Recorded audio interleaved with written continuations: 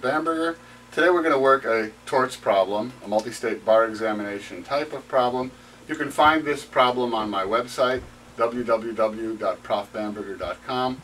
It's problem Torts1. If you haven't yet worked the problem, why not pause this presentation, go over to my website, work problem Torts1. It should take you about 1 minute and 45 seconds, and then resume this presentation for the answer. Okay, I'm going to assume you've completed working problem Torts1. The correct answer is, upon cross motions for summary judgment, the most likely outcome is D. Vollmart's motion will be granted because Patricia has not made out a prima facie case of negligence. I hesitated before I put this problem on YouTube because it's one of my favorites, and I really didn't feel like giving it away. But my loss is your gain, so let's talk about it. This is one of the classic traps that thousands of law students get caught in. Law students who should know better, year after year after year. And here's the way I like to describe it to my students. You may find this a little bit macabre. There are several 100 million people in this country. One unifying fact about all those people is they will all die. Some of them will die in their homes, some of them will die in hospitals, some of them will die in department stores. The mere fact that a person dies in a department store doesn't mean that the department store has done anything wrong or that the department store owes him a check. Even if that person is a very nice person, even if that person is a child, even if that person has a puppy, none of this matters. The department store will be liable if the department store was negligent. Keep that in mind. It's very important. It seems like an obvious statement, but it's very important. It trips up lots and lots of law students year after year. Negligence is a very important area. About half of the torts questions on the multi-state are in negligence. Several of them, typically, will involve causes of action that don't quite cut it. This is a cause of action that doesn't quite cut it. Let's look at it carefully. Patricia is asking to use a restroom. She gets to use an employees-only restroom. You may struggle with the idea of whether Patricia was a licensee or an invitee within the restroom. If you're struggling with that idea, you've been successfully diverted away from the main thrust of the problem. The main thrust of the problem is Vollmart has done nothing wrong. And that's what you must understand. Vollmart has done nothing wrong, therefore there is no prima facie case for negligence. Why? A prima facie case requires the plaintiff to show 4 things: duty, breach, causation, and damages. On these facts, Patricia cannot make out a prima facie case for breach. That's why Patricia will lose.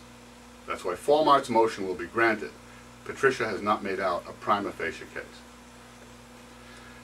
The key issue in this problem is the issue of res ipsa loquitur. It's not the issue of whether Patricia was an invitee or a licensee in the Vollmart restroom. It's the issue of whether, regardless of Patricia's status, whether she can use res ipsa to fill out her prima facie case for negligence. Remember, without res ipsa, since she can't prove that Vollmart breached the duty that it owed, whether it owed a duty to her as an invitee or as a licensee, if she can't prove the breach of that duty, and she can't, she either depends on res ipsa loquitur or she has no case. Can she depend on res ipsa loquitur here? Answer, no. How do you know that? Let's look to the Restatement of Torts for the definition of res ipsa loquitur. The Restatement of Torts defines res ipsa loquitur in section 328D. I like to tell my students, I'll read you the definition, but I like to tell my students this definition is useless. The only way to work with res ipsa loquitur is with reference to the illustrations in the restatement. If you try to apply the definition, you'll find that it's very difficult to do so in a way that will consistently get you correct answers. If you try to apply the illustrations by analogy, you'll find that it's a great deal easier to do so. So don't focus on the definition, focus on the illustrations. But let me give you the definition. Section 328D of the Restatement Second of Torts. Res ipsa loquitur.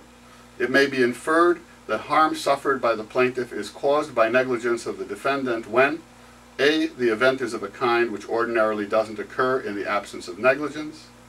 B, other responsible causes, including the conduct of the plaintiff and third persons, are sufficiently eliminated by the evidence.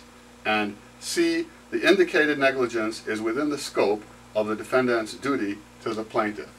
That definition is not very helpful to me. However, the illustrations are extremely helpful. Let's take a look at illustration 7. Illustration 7. A customer in B's store slips on a banana peel near the door and falls and is injured. The banana peel is fresh and there is no evidence as to how long it has been on the floor. Since it is at least equally probable that it was dropped by a third person so short a time before that B had no reasonable opportunity to discover and remove it, it cannot be inferred that its presence was due to the negligence of B.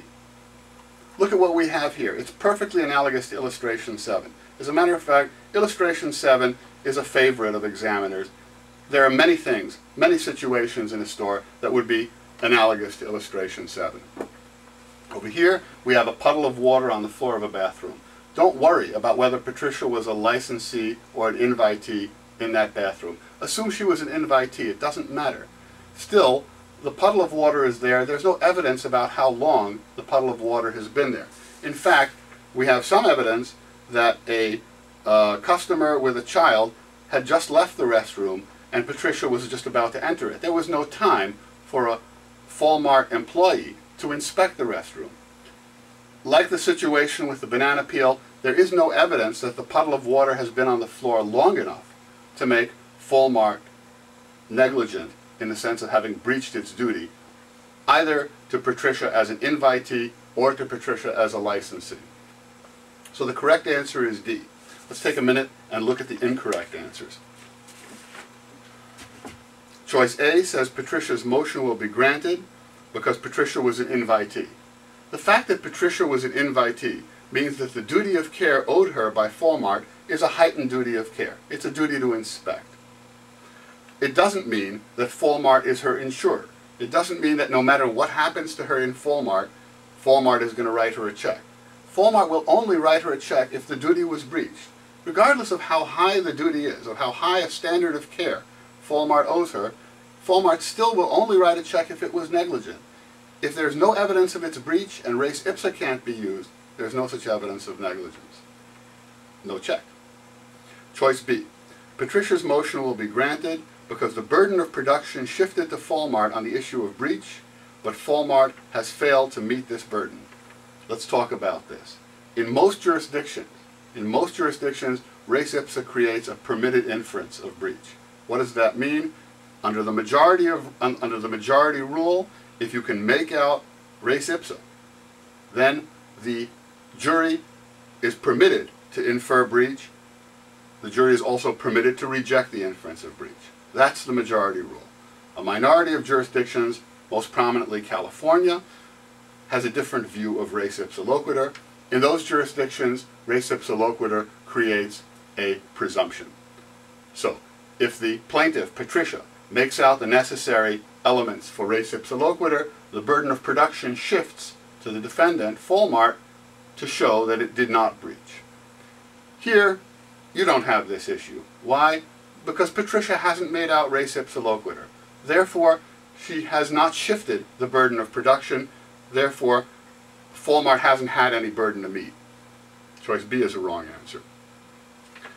Choice C, finally, is also a wrong answer. What does choice C say? Walmart's motion will be granted because Patricia was merely a licensee in Walmart's employee restroom. Patricia's standard of care, the standard of care owed to Patricia, is not the key here. The key here is that Patricia cannot make out the element of breach. She has no evidence of breach. Res ipsa will not help her. Therefore, Walmart's motion for summary judgment will be granted, and it's for reason D, because Patricia hasn't made out a prima facie case, not because of Patricia's status as a licensee or an invitee.